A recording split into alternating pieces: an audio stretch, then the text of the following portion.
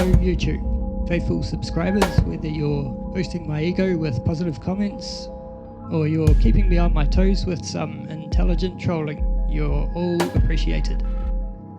Despite the fact that I've already proved flat out that curvature of the Earth can't be measured,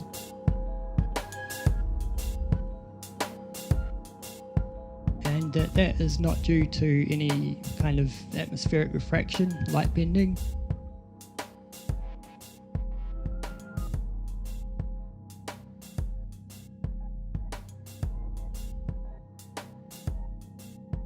And despite the fact that I've devised a definitive curvature test using multiple reference points to prove that the Earth is flat, I often hear that it can't be proven either way, whether the Earth is round or flat.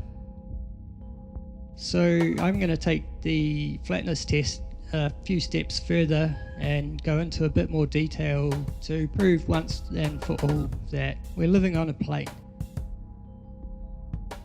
I'm going to stick to using photos of the Kaikoura Ranges in the South Island of New Zealand, taken from Wellington's south coast. This gives us a pretty decent range in terms of point-to-point length, as well as a decent range in heights of peaks that we can use. I've been out there a few times taking panoramas, as the spot's just breathtaking, especially at sunset. On the day I was out taking these shots, the conditions were just about perfect. The further away the mountains are from the camera, the lighter they are. That's because there's more atmosphere between us and the further mountains, so they get kind of washed out. Pretty obvious, but this photo demonstrates it nicely. I'm going to pick out a few prominent peaks and color code them for convenience.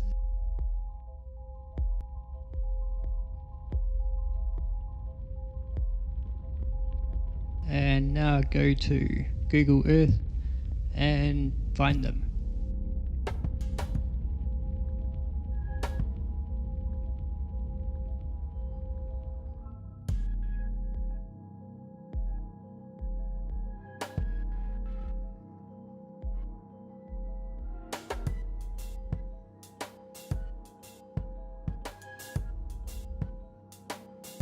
And a few weeks later I've found them. It's pretty hard work, but I'm confident that I have found the right ones. But please don't take my word for it, check for yourself. Everything you need is right here. Once again, I'm going to enter the heights of the peaks and the distance from the camera into a graph. Now I go back to the photo and make a horizontal line at the height of each peak, color coded of course. Since the furthest mountain away is also the tallest, I can just cut it at that point, and where that line meets each other point gives us an extrapolation to a 2D view to count for perspective. So hopefully it'll match up to the lines on the photo again. Let's have a look. And once again, pretty much perfect. I'm guessing refraction's not playing much of a part here. I don't think we get a whole lot over the Cook Strait, judging by my experimentation. And what anomalies you can see there, I'm willing to bet would be a result of Google Earth's measurements. We can't expect Google to have accurate data for every nook and cranny in the Kiwi bush. That's some pretty full-on wilderness out there. Now I'm going to do the curvature calculations for each of those peaks and input that into a graph to do a comparison. Let's see how it looks. As I suspected, it's all over the show. Not only does it not match, but some of the lines have crossed over. Any of you ball lovers out there care to explain that to me? I didn't think so. If we get these scales matched up, we can get a rough idea of how it would look if there were any curvature. I'll leave you with that.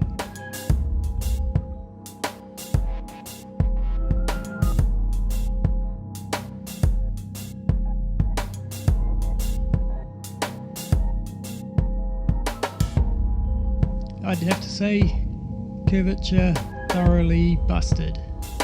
Once again. Thanks for watching.